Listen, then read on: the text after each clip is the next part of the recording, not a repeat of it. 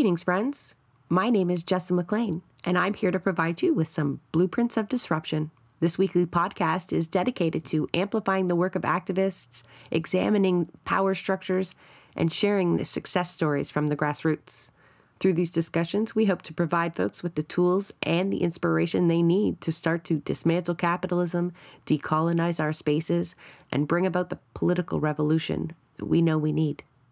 Welcome for try number 2, Carrie. Can you introduce yourself to the audience?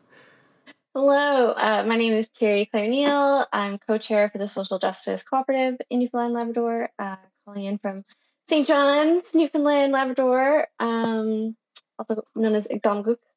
The Social Justice Co-op, according to your Twitter, this is a member-owned, non-profit, anti-capitalist grassroots organization. That has a lot to unpack. It's like, at first glance, you're like, oh, I can kind of picture what you guys probably get up to. We'll talk about that details. But what's it mean to be a member-owned nonprofit, especially when you're talking about social justice? I thought, that kind of piqued my interest there. Yeah, I think we're the only advocacy, not a cooperative incorporated in the province. And I don't hear about a lot of them in like other places in Canada. But it's a really cool model. I think, we're familiar with like worker-owned co-ops, housing co-ops. I think it is like a very kind of anarchist model in itself because it's kind of like everyone has a share in, the organization, and everyone has like one member, one vote. So everyone is like kind of equal. It's not like a corporation where some people have more shares, so they have more say. And generally the members like don't get like dividends. Like the profits would go back into the cooperative in different ways, maybe like, increasing people's salaries of a worker co-op, or with housing, like I think it would go into repair. But yeah, I guess as a nonprofit, we don't have profit. But our money is kind of collectively decided by our members who like vote for our board. And we definitely like take the extra mile to like bring members in on a lot of our financial decisions, and just different ways like how we govern ourselves. And there are like, because we're cooperative, there are specific like rules about like how many people you need a member to change the official rule or that kind of thing. It's I think a very democratic and equitable way to organize. Okay, I'm going to ask you about that a little bit later because I want to know how you came about to getting into this type of organizing. Because looking through your history, it's eclectic in terms of political activism. You've run for the NDP. And you've sat on boards, which are far more formal institutions typically. Did this come from a reaction to that experience, or were you always doing this alongside the more institutional political work? Yeah, I guess like when I was a young 20-something, I started in activism, kind of like trying to get more women into like playing punk music. Like I was going to a lot of music shows, and it was a lot of like men in the stage and women in the audience. And then from there, I was like really, interested in like, I started getting into like feminist activism and using my voice more, like getting more on Twitter and, raising concerns about like the oil and gas here in the province.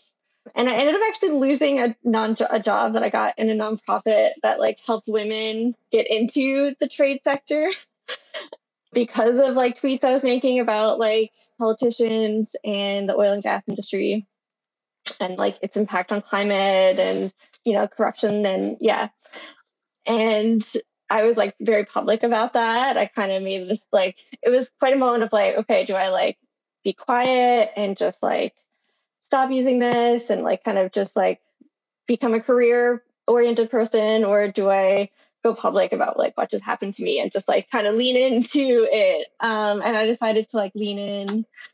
And it just so happened there was a by-election happening like near where I lived. And the NDP were kind of like, hey, we're looking for a candidate. Looks like you don't have a job.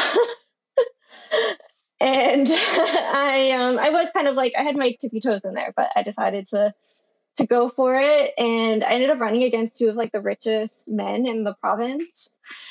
And because it was a by-election, there was a lot of attention on it. So there was like all these debates, and it was that provincially? Yeah. It's always interesting playing against the big players, eh? Like the campaigns must have been starkly different. I find it interesting, though, you kind of get in a little bit of social media hot water and the NDP come to you, because we've heard like many stories, and I know you've had your own experience with them not being particularly fond of people who stir the pot. And I'm reading an article in which you're explaining why you're running for the NDP. And part of it, one of your quotes there, it was, you weren't doing the wrong thing. You were simply working for the wrong organization. And I can't help but cringe, and I'm sure you do looking back on that clearly the NDP isn't the right organization for you either. But we learn and then we organize like anarchists, I suppose, is the natural cycle of that experience. But yeah, reading back on that, I just wanted to maybe allow you to reflect on trying to find a space where you could act in ways that you thought were appropriate, that were meaningful. Yeah, the NDP, like, don't want anything to do with me anymore. They have like blocked me on Twitter. They totally think they have to distance themselves from me as much as possible. Because I guess like the more, I think I was always saying pretty radical things, but like I guess as my Twitter following has like grown, I get a lot more like attention on like the things that I say.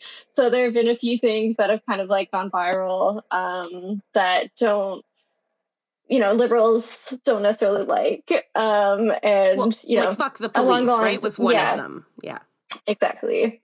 Mostly, about cops and like have, images of like cop cars on fire and yeah. Totally appropriate. I'm serious. Maybe I haven't always used like the most the nicest times, like I guess a cop died and it was being shared with this like blue line symbol, and I responded with "fuck the police," and that did not go over well. I mean, you could have put and that's how I got kicked off the Board of Regents. Yeah, but after I ran for the NDP, I guess the Social Justice Co-op was looking to hire someone, and that's kind of when I got involved in that org. So people keep finding you when you're kind of in trouble. They're like, "Ooh, I like that," right? It's not always a deterrent. The right people found you, so now you're co-chair over there. And do you folks organize a lot around defunding the police? We have definitely, over the years, I guess we do a lot of different organizing. We've supported like Cancel Canada Day events. We are doing like a prison pen pal project where we try and like build relationship with people in prison. And I would say right now we're doing a tent city for change. We're involved with a collective that's helping people living in tents in our city. And that is a very like harm reduction ACAB, because we're constantly dealing with the police and seeing how they're treating people and showing up, I guess, at protests where police presence is really strong. Like today, a few of us went down and supported the crab harvesters, where there's like, police and like SWAT teams, big guns. They had the batons, and like no one at the protest had weapons, I think it's a pretty good sign of that you're doing the right kind of trouble when you end up confronting the police. That's a pretty good barometer for that. I gotta be honest. I have very little idea in my head when I think of even just the Atlantic in general, what it's like there. But I guess What's the environment kind of like when talking about these kind of cultural things like ACAB and all these things? Is like, how receptive are people there, I guess? I honestly have no clue. It's funny, like the establishment, of course, is all about the police. But I do think a lot of people like don't like the police. Like there was an article that went around about a year ago, kind of encouraged people to call the police more. It was like this RNC campaign, and like all of the comments were just like people complaining about times when they called the police and they didn't do anything. Just how like incompetent they are and like useless. And I do think like in rural areas, like people have kind of aren't super trusting of the police. It's it really can be that one issue that we should all be able to relate on. But other than ACAB then, because obviously all cops are bastards everywhere, what about other kinds of politics? Can you lay the groundwork for folks who aren't familiar with Newfoundland politics? Is it generally conservative? Was your election always going to be an uphill battle regardless of the budget constraints of running against two rich, presumably white men? Yeah,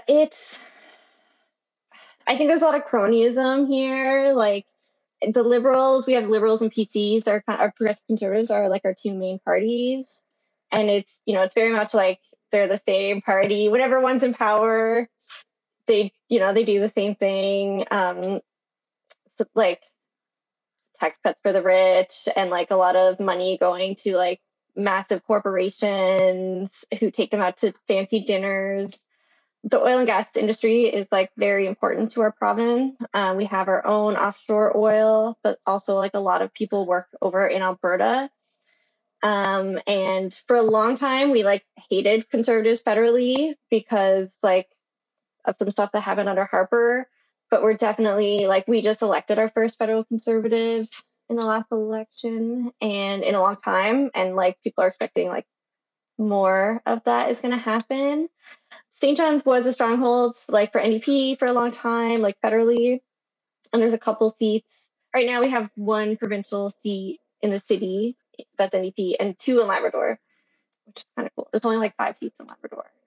You describe your organizing as anti-capitalist things, and you've described, talking about tent city, organizing around maybe not prison abolition, but the harm reduction factor there.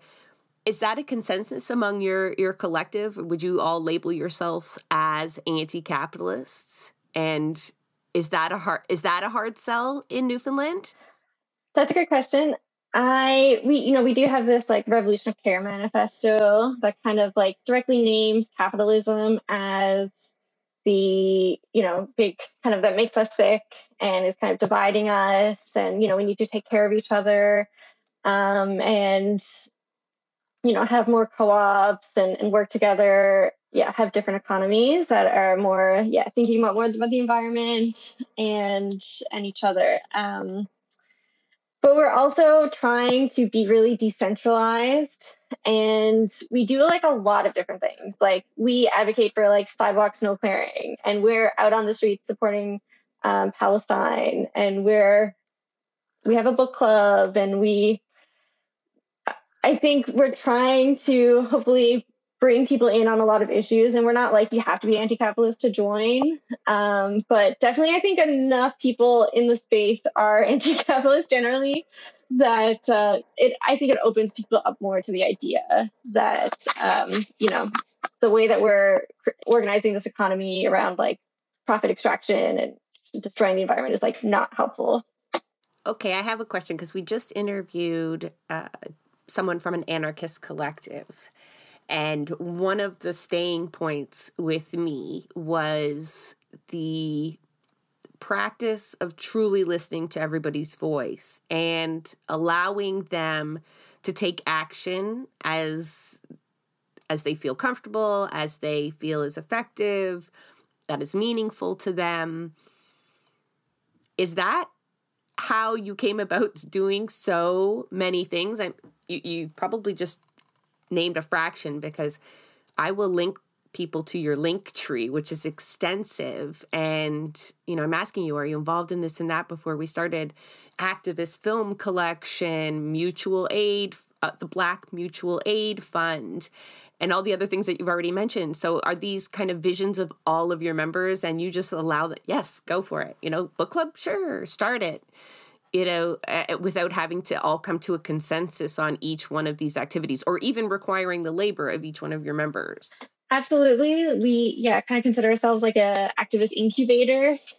So like if you're really passionate about something and you want support, like we're here to help. And as long as it kind of like broadly aligns with our values, we do have some consideration about like, who we're supporting and how.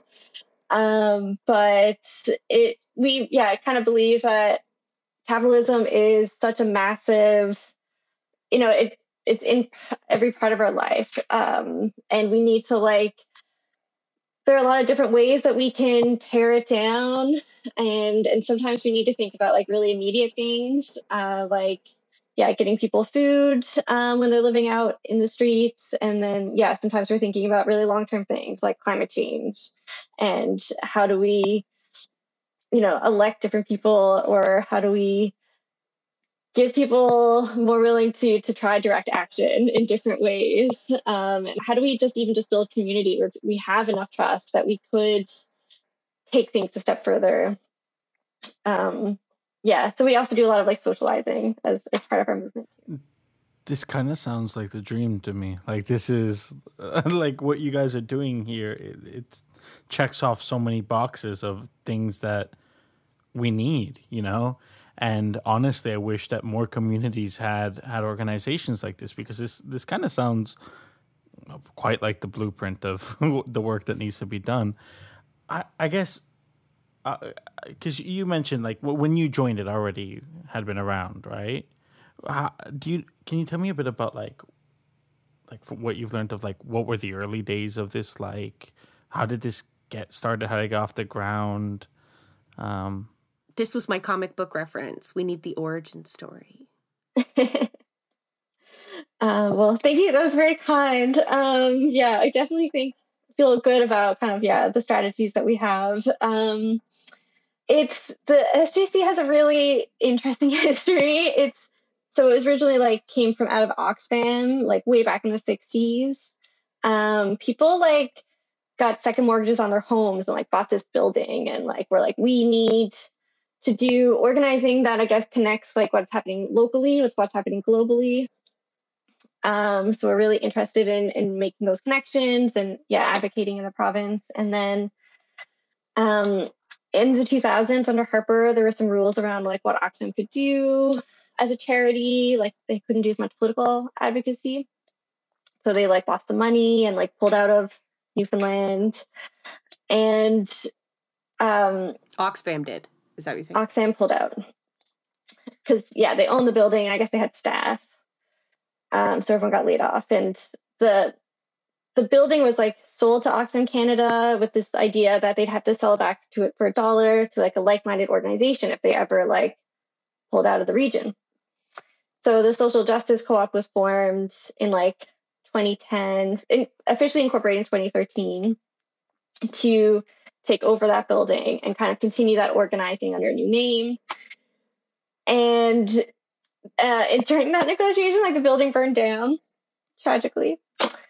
But Oxfam Canada did give some like insurance money, like $50,000 to the SJC, which was like an amazing little like pot of gold that really helped like the organization to like hire a staff and like be independent, because we don't rely on government funding, which makes it a lot easier for us to have that voice. We do like take for certain projects, but like our core funding is all member driven. We do like a monthly, we encourage our members and allies to do monthly donations, and that pays for like our staff and like our core operations. You were talking about being an incubator earlier, and I wanted to ask you, who wouldn't you support? Because, and that like, it's can be a funny question and some obvious answers, perhaps. But again, I'm going back to the discussion we most recently had and the need that you mentioned to bring in as many people as possible. But there has to be a line. And I kind of wanted to ask that of our previous guests when we're talking about doing that and including like all voices, because the solution has to be a collective of ideas. But, you know, how do you maintain a safe space for the people that you've already brought in that you need to thrive without being too exclusive? Yeah, it's something that we've been talking about a lot. Like right now in book club, we're reading Let This Radicalize You by Kelly Hayes and Miriam Pave. And they kind of talk about like you have to build a movement, not a clubhouse. So it's okay to organize with people that you don't agree with. But I think there also has to be a line in like if you're advocating to like harm some of the people that we're organizing with, then they're not in a safe space anymore. So we have kind of bumped heads with people who are been involved in like trucker convoy style organizing and kind of concerned about, you know, the way that they're framing trans people. So as an example, so I think that's a tricky, like, so far we have excluded people that we know to be in the convoy from our circles. Because some of them have been showing up to Tent City for like, and it's been an interesting of like, should we work, like if they're showing up bringing food and helping clean up, like that's great. But should we work with them? But then they're also like saying mean things about us. So we're kind of just like trying to like we've taken the strategy of just like not really talking to them and like letting them do their own thing and not engaging, I guess. And keeping them out of our core circles, yeah. That's tough, especially when you see coalescing around certain issues, like defunding the police, perhaps, because of the experiences that they're all having, and things like Tent City. Of course, not all aid is equal when it comes to folks helping the unhoused community. We know that, right? Like, some don't go in with the right motives at all. But, yeah, it's just a question I wanted to pose when that is the approach, right? Eventually we do have to bring everybody along. So how we best do that would, from the anarchist perspective, I suppose, but finding that balance as well, right? So that we can maintain safe spaces. I know some people roll their eyes when I use that phrase, but it's important because that's how you get every voice. And I'm going through, I warned you, I was going to go through like your meeting guidelines. I'm telling you, everything you need to know is like on their link tree, including like the many different organizations in and around Newfoundland, St. John's specifically, but it's really eclectic. And yeah, so I'm on there and I'm trying to figure out how you guys might do things differently. And it's interesting. Folks I'll link specifically to that because we're talking about it, but you have mechanisms written in, things like the 10-second rule and reminding people that silence is okay. And the 10-second rule is, let's say you're the person that always talks, like me. Right? I always have a question. I always could contribute. Should I? Let me wait 10 seconds and see if anybody else has something to say. Because not everybody is comfortable being the first person. It takes a few seconds for people to build up the courage to speak. So you just remind people, silence is okay. We can sit here staring at each other for a few minutes until a light bulb goes off. Like a real one, not just to fill the space. Because how many meetings have you been in where people are really just regurgitating what someone else has already said or simply just agreeing, like standing up to take up space to agree? And it's nice when people agree with you, but it's also like maybe some tension is needed. Maybe you don't need a cheering section. You need somebody to just sit there for a minute and come up with a different idea. But yeah, do you think, and are there any other things that you folks do that you think have helped you create an environment where so many different ideas come up and are encouraged and then acted on? It's not just a think tank. You're turning a lot of these into action, which means people are coming up with ideas and then other people are volunteering their time to make it happen. So you guys are doing something right. And it starts sometimes in those meetings. Yeah, I would say meetings are like 80% of what we do. I'm sure a lot of organizers feel that. And being really mindful about like making it an enjoyable is something that we've put a lot into. I would say like when we start every meeting with a check-in circle. So we go around, like on Zoom, like we might go alphabetically so folks know like where they are in the circle, and kind of say like, what are your names, your pronouns, and how are you feeling coming into the meeting? And maybe there's like a icebreaker question. What was the last protest you went to?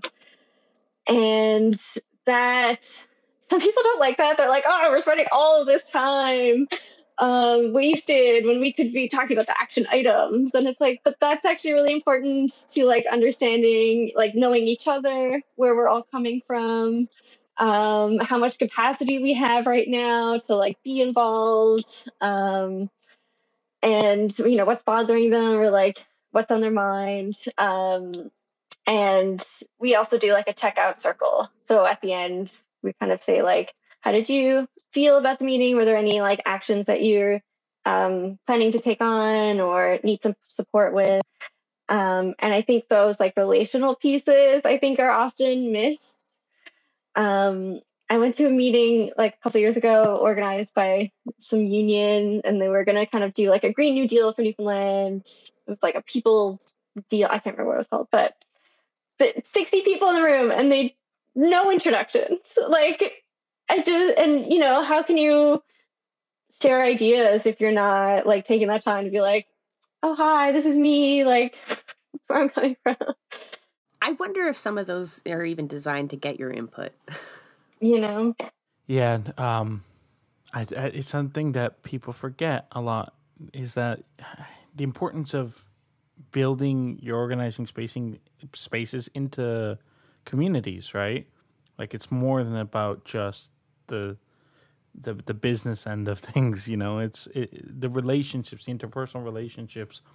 That's part of it. That's part of the movement, and that's how you build something that's going to last, be successful. Like, I've seen I've been part of organizations that very much don't do that, and people, I find very quickly, find that they don't really have a voice in there. They don't feel comfortable contributing, communicating, and they end up leaving pretty quickly. They start thinking, why it's not even worth it for me to show up to this, and do they even really need me here? Does my presence do anything other than count as a number of how many people were here? No, so I'm gone. And so building that kind of environment is crucial. Absolutely. And then everyone has ownership too. If it's the book club was their idea, even if they don't completely execute it on their own or even at all, right? Like, you don't necessarily have to be the person to do it, to come up with the idea, although you should be willing to do some of the work. But there's ownership and pride rather than just taking orders or having a model of activism that you just kind of want people to step into and fill that role. And, it's like a formula. A lot of organizations you walk into, it's this formula. There's almost a ladder you can see, maybe not of power, but of progression. And it just feels really stifling. It just feels like we're mimicking some of the institutions sometimes that we don't want to, that we've railed against, but we just don't know another way of doing it. So I love that our interview actually got delayed until we had the discussion with the anarchist, because I think it set the stage for just understanding a different design, especially for small community groups. Well, I don't know, how big are you? How big is your organization? It's pretty small. I mean, I guess we have like 200 members, official like shareholding members. I'm sorry, pretty small. We're talking about St. John's, Newfoundland. We're not. So what is the population of St. John's? Like, I'm so fantastic for really like. I'm in Toronto, like there's not that many organizations that get up to those numbers, and we have a lot more people here. 200. That's honestly incredible. Oh, thank you. That's a good perspective to have because sometimes I'm like, I mean, not everyone is like super active, you know. You get a membership for life kind of thing. And right now we're raising like $25,000 a year. We did just have like all of our money stolen. But Sorry, what? we have recovered. Yeah, about a year ago, I should say. Well, who's Our asked do we have to treasurer. kick? Do we know who stole your money? Yes, someone that we've really trusted. They were our treasurer. They were on the board. They came to every meeting, our birthdays. Yeah, over 2 years. I am so sorry because that must have hurt, honestly. Yeah. It was a real wake-up call. Like, I think, I've been on the board and I was so focused on like the activism part of it, and not, we didn't do good oversight on the financial side of it and really like trusted this person who was kind of in a financial, facing their own financial issues. And I guess like the temptation was there. And, you know, they were presenting treasurer's reports and everything, but like we weren't looking at the bank statements. And yeah, finally, like we did discover it. And it definitely like was really intense. Like that decision about like, do we go to the police was really hard. And we decided not to because we didn't believe that it like went by our values.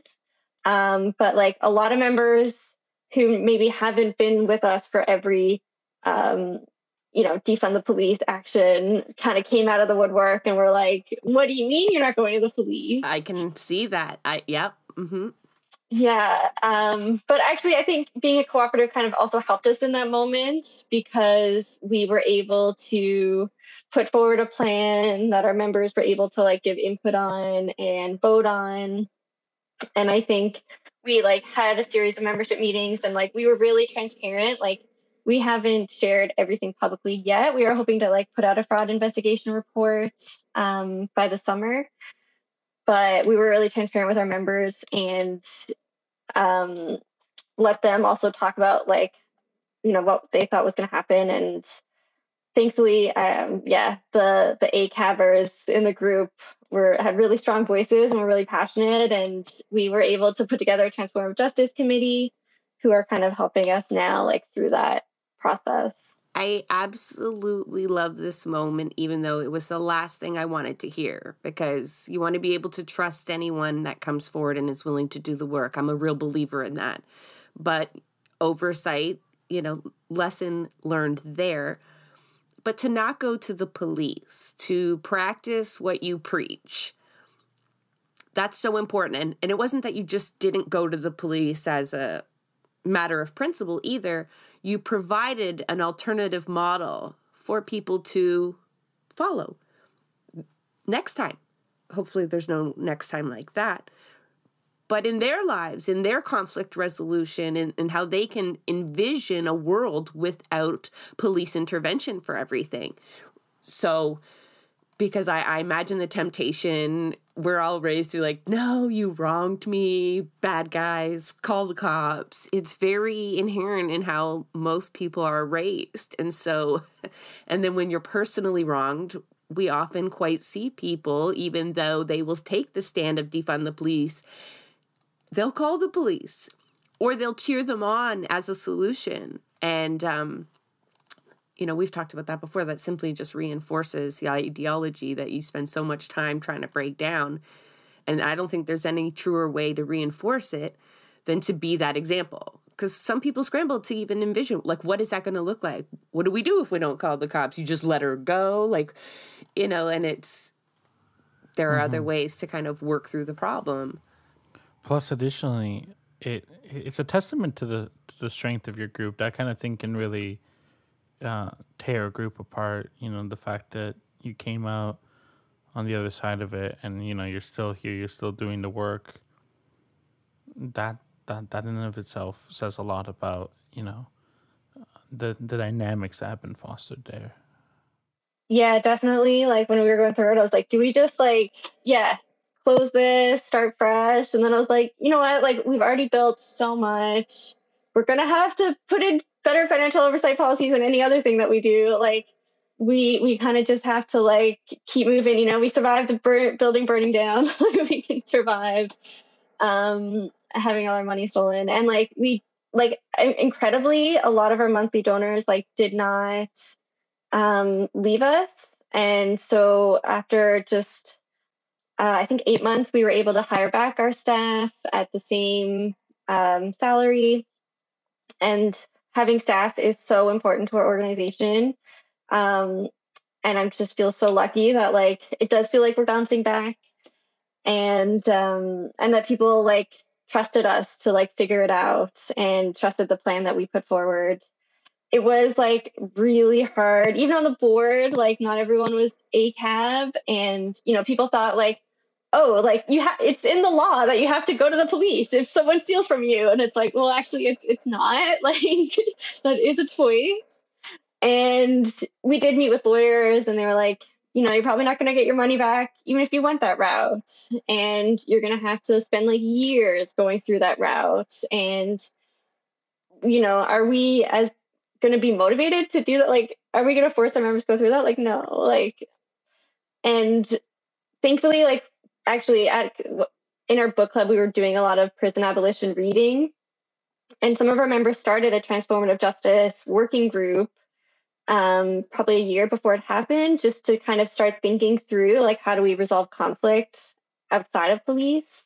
So like, thankfully, we also had that like people in place who are like, I'm not an expert on this, but I'm willing to talk to experts. And the NL Human Rights Council here also just got funding for a restorative justice worker, like people who were, supporting restorative justice and teaching people about it. So we were able to like lean on that.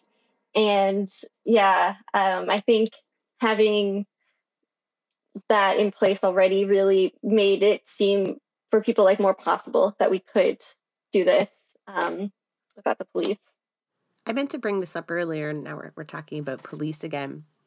But just recently a video went around from yesterday. So the same thing you went to earlier today, but clearly a little more heated, where police were using horses and backing them up into fishermen. I guess the fishermen were there. They had, although that is interesting, ACAB, worthy of discussion, and we can. I kind of wanted to talk a little bit about the action itself that we didn't get into, because I was telling you, we don't get that a lot. Our farmers rarely come up to protest anything anymore. It's been a very, very long time here in Ontario. And I cannot remember the last time there was a decent effort to shut down the proceedings happening inside the legislature. Even when we know the most damaging things are coming down the pipe and rallies have happened, never has a circle been formed. Never have exits and entrances been blocked. Like, not a long time. You might have to go back to the Harris Days of Action 20 odd years ago or more now, maybe 30. Ugh. And what are you laughing at? Something? I'll go better. Don't you dare.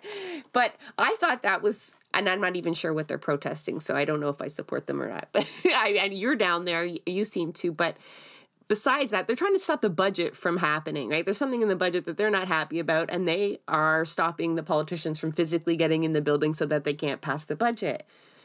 Does that happen a lot down in Newfoundland? Because that's impressive. It was, quite something. I wouldn't say it happens a lot. I don't think I've seen anything like that in the past 20 years here either. But yeah, harvesters from all across the province drove in like huge numbers. I don't think the government saw it at all. It wasn't really about the budget, but I guess they realized, you know, it's an important day for government and they're going to be pissed if we show up and block the entrances today. Like, they showed up at dawn. They'll care today if we block the other day. They're probably not even here working, but okay, I get it. Yeah. We know where they're going to be. Stop people from getting in. And I think it actually, like, the whole horse thing, I think, also comes from like people actually not being well trained in protest management, because I think You that mean was like the police police. or like Yeah, marshals the for the police. fish harvesters? Okay. I don't They think don't have marshals. they. These folks didn't have marshals. Like, you should have seen them, Santiago. Have you seen the video? The Yeah, I horse is saw it. backing into them, and the guy's taking his coat and, like, I get was back. worried that horse was gonna do like a back kick or something. Well, some people did get hurt, and one of the shots in the articles I'll link is, the only people leaving the rally are the injured. And, there were some, and these are not like young folks. These are older gentlemen. It was just things we don't experience here in Ontario. And I guess, yeah, it's a little bit unique in Newfoundland, but their determination and their willingness to not back down was admirable, whatever their cause, I suppose. Yeah, absolutely. And now the police are charging the people who hit the horse, which is kind of like, ramming your car into a crowd and saying, "Oh, you scratched it." Like, They I backed think it people in have a over right and to. over, face first, butt first, like, and that's particularly dangerous. Oh dear. Mhm. Oh, cops will charge anybody these days. Side note, the protester that they arrested, not the protester, the picketer for QP 3903 that we talked about this before, there were no charges. There was nothing to charge them with. And so we're seeing this over and over again. Like, they may arrest them and charge them, but I doubt that will actually go to trial, because it would be absolutely ridiculous. But it's just a real trend of police throwing charges during these moments at protesters and organizers and trying to shut these down with horses. We've seen more and more use of that in Toronto as a response as well. And it's something you got to prepare your members for going out there. But yeah, it's a worrying trend for sure.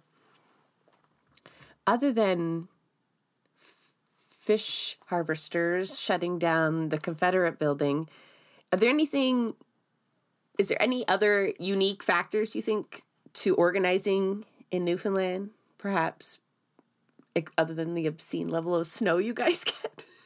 But that's not really funny, because that must impact Tent City. You mentioned that on Twitter, and I was like, what are you worried about? And she was like, snow. Snow was a huge barrier there. Yeah, we were really concerned about, people freezing to death this winter. We've made it through. It's spring, and everyone has been okay. And yeah, I mean, Tent City is interesting because there are a lot of shelter spaces in the city, but a lot of them are kind of dirty, dangerous, degrading, and people are protesting against them. So we're supporting that protest and people's right to resist these like really awful options. And I think it's been really eye-opening for a lot of people in this province. Like, I think government kind of assumes like the poor are going to be quiet and not speak out against the oppression that they're facing, because they're like these are people who are like very, very, very low income. And like seeing the community support that's come around, I don't think a lot of people realize how bad it was, and I have been really educated, and we are seeing like all of a sudden government has money to like build homes and repair. Like, that was a huge thing. There were like hundreds of government owned housing that were just in disrepair, and some of them just needed like a paint job before they could like let someone in, but they were just like not putting money into it. And now they are funding all these like housing support workers and these different nonprofits, and seem to, I think, because of the protest and the public support for the protest, they are taking it like a lot more seriously. I think that is like one of the unique things about Newfoundland is like we do have like a bit of a big city, like 100,000, 150,000 St. John's, maybe 200,000 kind of surrounding area. But it is still small. Like, you still kind of get to know each other, and especially around the bay, like there's the sense of camaraderie and community, and people are really trying to like hold on to that.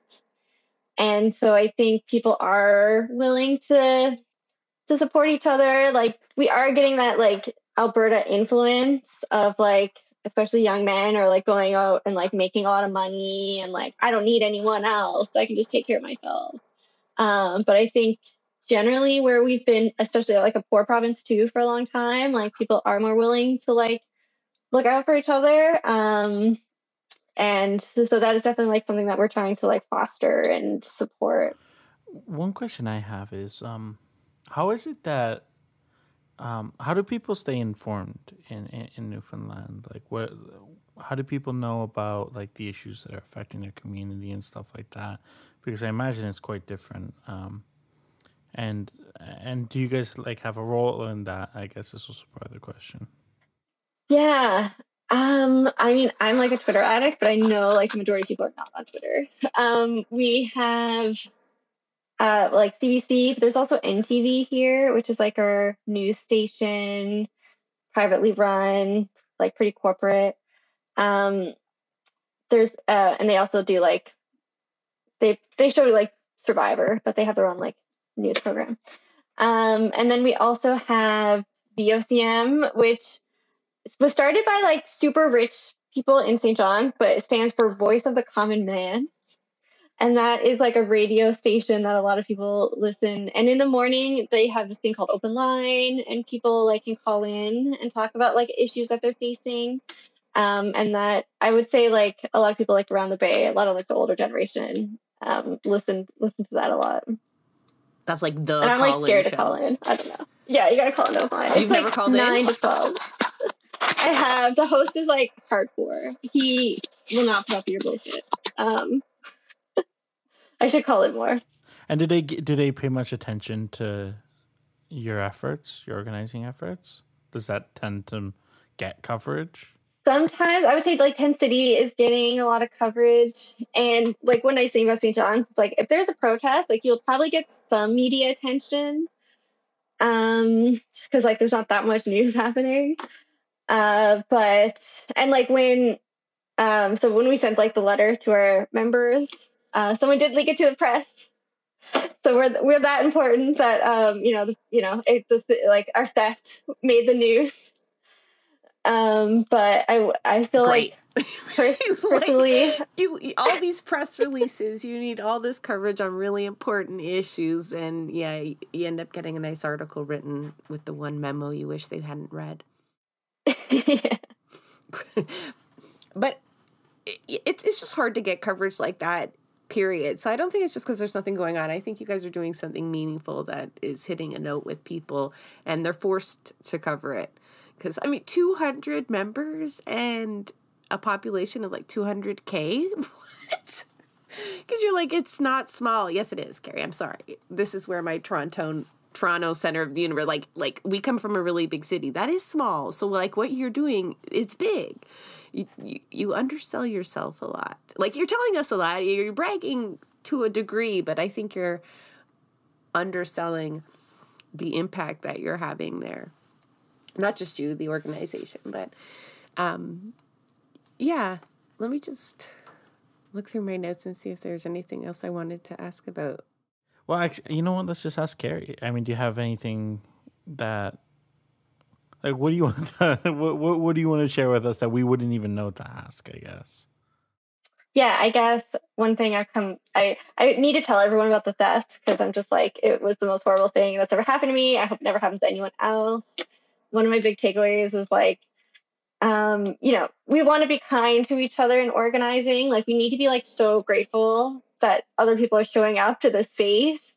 But we also like need to build the kind of trust that like we can hold each other accountable and like raise questions and raise concerns. Like after the theft, people kind of came up to me and they were like, oh, there was like this thing like I wanted to ask and I didn't. And, maybe it could have saved us some grief. And yeah, even though like we can trust each other so much, having good accountability oversight processes in place is also taking care of each other because like, our treasurer, like they're not in a better place now because of like what happened. Like, I think, they were dealing with their own stuff, and we didn't like show them care by like also like not having good oversight. Like, yeah, I think they wish like that didn't happen, and I wish if we had looked at what was happening closer, I don't think it would have happened. So it's important in organizing to oversight is also taking care of each other. It's tough because, I mean, tons of organizations, but at the end of the day, oftentimes it's just making it up as we go along, right? Like a lot of it, you learn by failing, and that type of thing. I think what's important is being able to bounce back from that. As I said earlier, I think you guys did a great job at dealing with that. Just from what you're telling me, I guess one thing I want to ask is, are there other organizations in the area, or even I'm going to use the word area to mean whatever you want. Like it could be, provincially, it could be a bit further. But like, are there other organizations that you guys have been able to like work with, or show up in solidarity at your events, or vice versa? We are definitely not doing it on our own. Like, relationships and partnerships is such a big part of what we're doing. I mean, one thing that's kind of funny is SGC is actually kind of like a background organization, I would say, to a lot of like things that are happening. Like, we have a Challenge Car Culture Coalition. We're involved in like the Anti-Racism Coalition. We're involved in the Migrant Action Collective, the Indigenous Activist Collective. You're not a lot of our organizing all, is. Yeah. There's no way.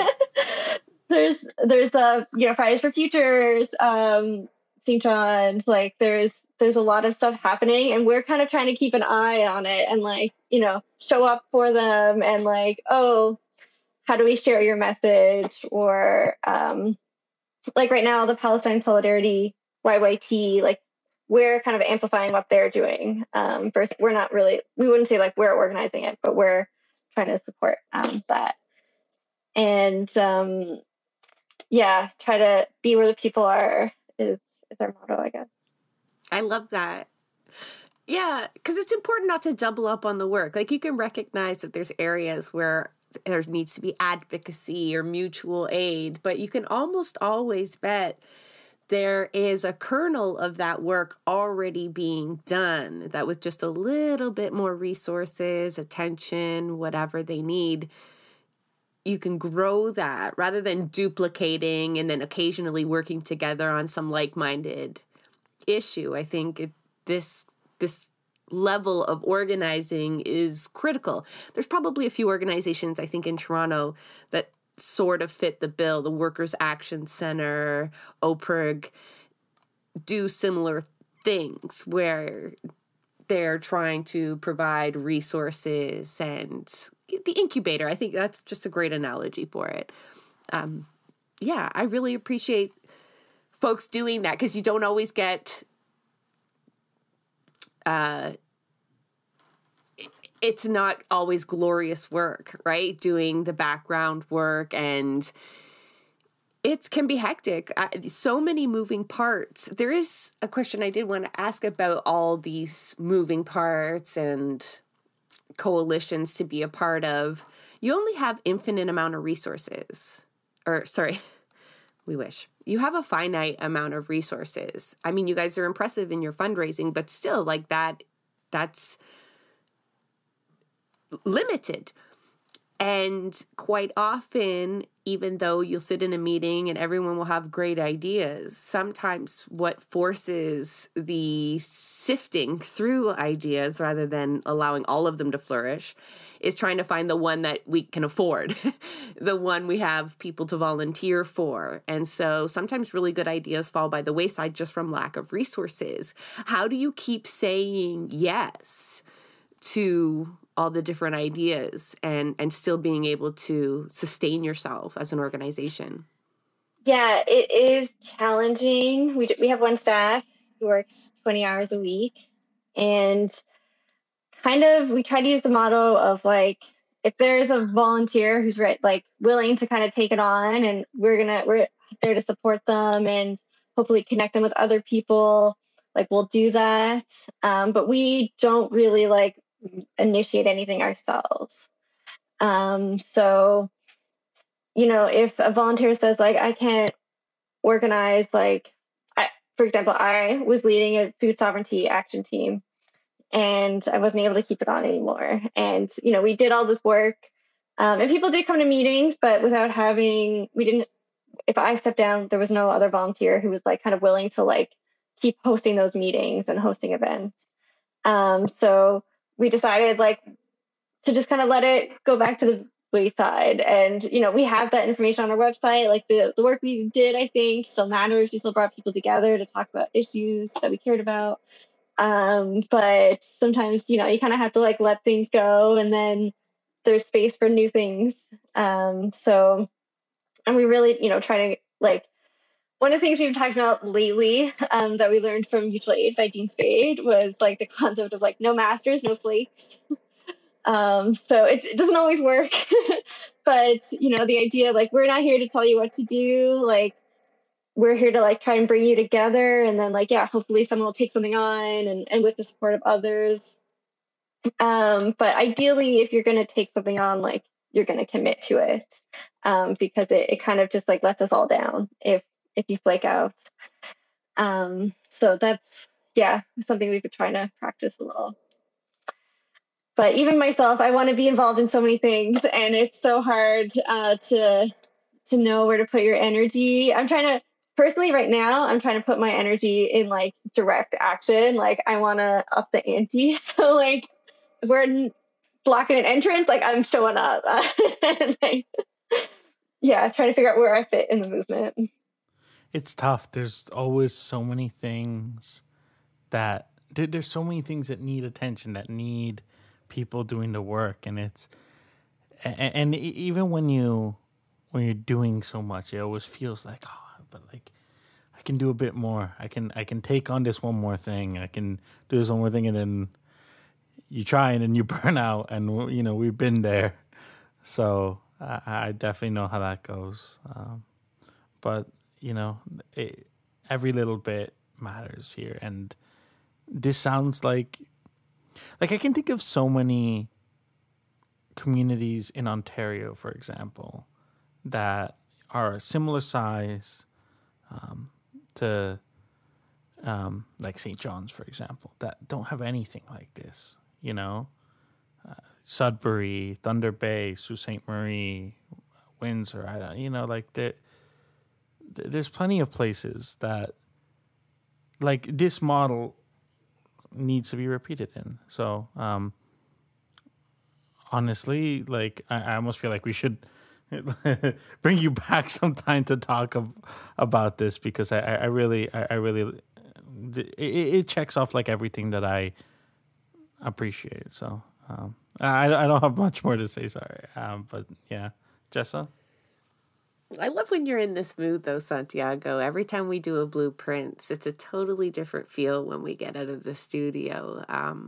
It's inspiring to hear the work firsthand and work through some of these problems that we just collectively are trying to work through in terms of moving the movement forward.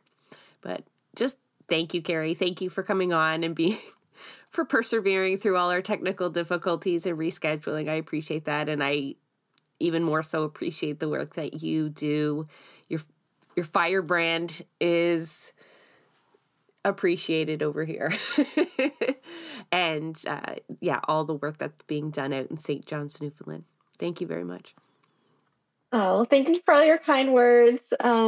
It's a nice little boost to hear. And it's great to talk to folks from other parts of so-called Canada. I'm really glad we got to connect over Twitter. And hopefully, I'd love to, anytime anyone who's listening wants to reach out and talk about our model, I'm here for it.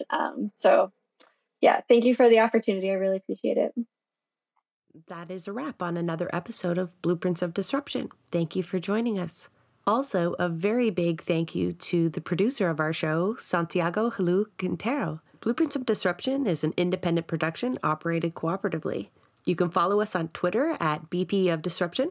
If you'd like to help us continue disrupting the status quo, please share our content, and if you have the means, consider becoming a patron. Not only does our support come from the progressive community, so does our content. So reach out to us and let us know what or who we should be amplifying. So until next time, keep disrupting.